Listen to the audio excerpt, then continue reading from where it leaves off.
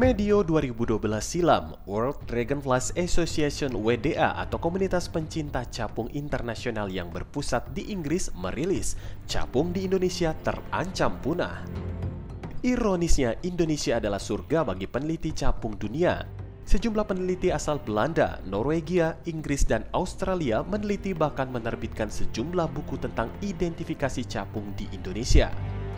Negeri ini memiliki sekitar 700 jenis capung, 136 jenis diantaranya bisa ditemukan di Jawa. Berkurangnya populasi capung di Indonesia terjadi karena mulai tercemarnya kondisi perairan di Indonesia. Kehidupan capung sangat tergantung pada kualitas air. Capung dekat dengan kehidupan masyarakat Indonesia. Beberapa mitos menyebutkan gigitan capung adalah terapi manjur untuk menghentikan kebiasaan mengompol pada anak-anak. Sementara bagi petani, capung adalah kawan karib setia, karena capung gemar memakan jentik nyamuk dan hama di sawah. Wujud serangga purba ini tidak berubah sejak 300 juta tahun yang lalu. Saat bertelur, capung meletakkan telurnya pada tumbuhan yang berada di air atau di air yang menggenang. Setelah menetas, tempayak atau larva atau nimfa capung. Nimfa capung hidup sangat tinggi nafsu makannya. Nimfa yang besar bahkan akan memburu berudu juga anak ikan. Saya tahu kan capung itu bertelur ataupun menyimpan telurnya di air, Mas ya? Iya betul, air yang tenang seperti ini. Setelah itu dia menjadi nimfa, bisa hidup di air bisa bertahan sampai 3 tahun. Kurang lebih 1 sampai 3 tahun berarti ya? 3 tahun. Setelah itu baru menjadi capung dewasa.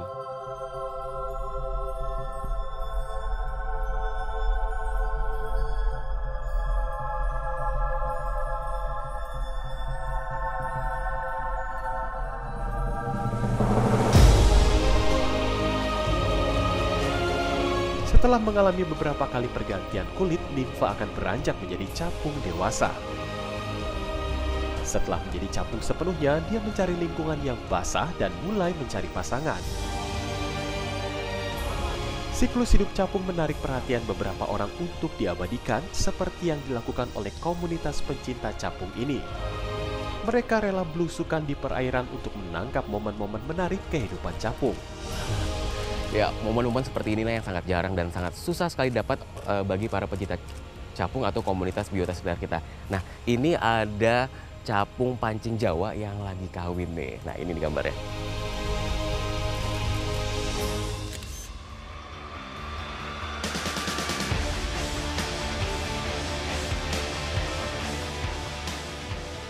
Capung juga menginspirasi manusia dalam industri penerbangan.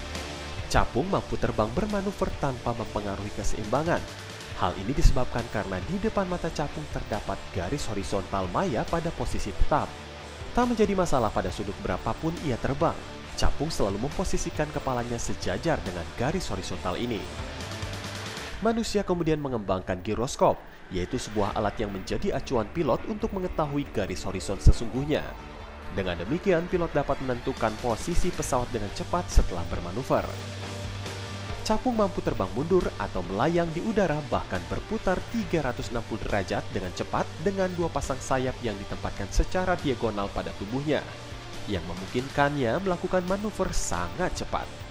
Kelihayannya dalam terbang tersebut menobatkan capung sebagai serangga tercepat dan terlincah di muka bumi. Fakta tersebut menginspirasi perusahaan helikopter Sikorsky menggunakan desain tubuh capung sebagai model helikopter terbarunya. Selain itu, keberadaan capung juga digunakan sebagai parameter kadar pencemaran terhadap suatu lingkungan perairan. Capung ini bisa dikatakan sebagai bioindikator kualitas lingkungan, terutama kualitas lingkungan air. Jadi dengan ditemukannya capung, terutama capung-capung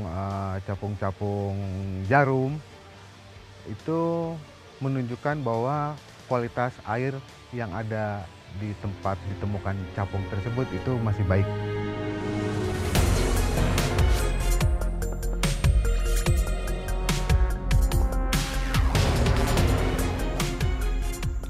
Di situ Cihuni, Tangerang Selatan ini masih terdapat ratusan jenis atau spesies capung yang hidup.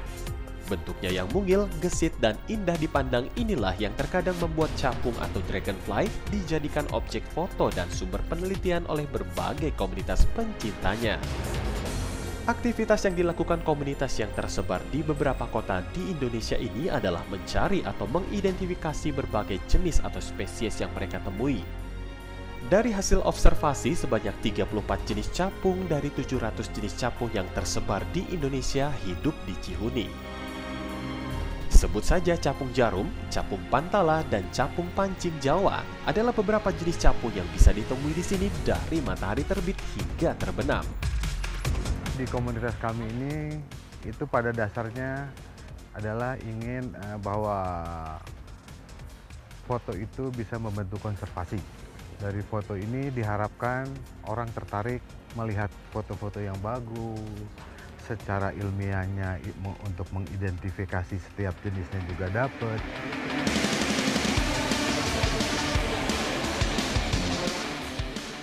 Kecil, indah, ganas, juga canggih, hewan ini sudah diciptakan lengkap dan sempurna dari awal. Fosil capung tertua yang ditemukan benar-benar sama dengan capung-capung yang hidup sekarang. Fakta bahwa capung tidak mengalami evolusi membuat para ilmuwan harus berpikir untuk mengkaji kembali teori evolusi. Faris Akbar, Yusuf Darrohman, Jakarta.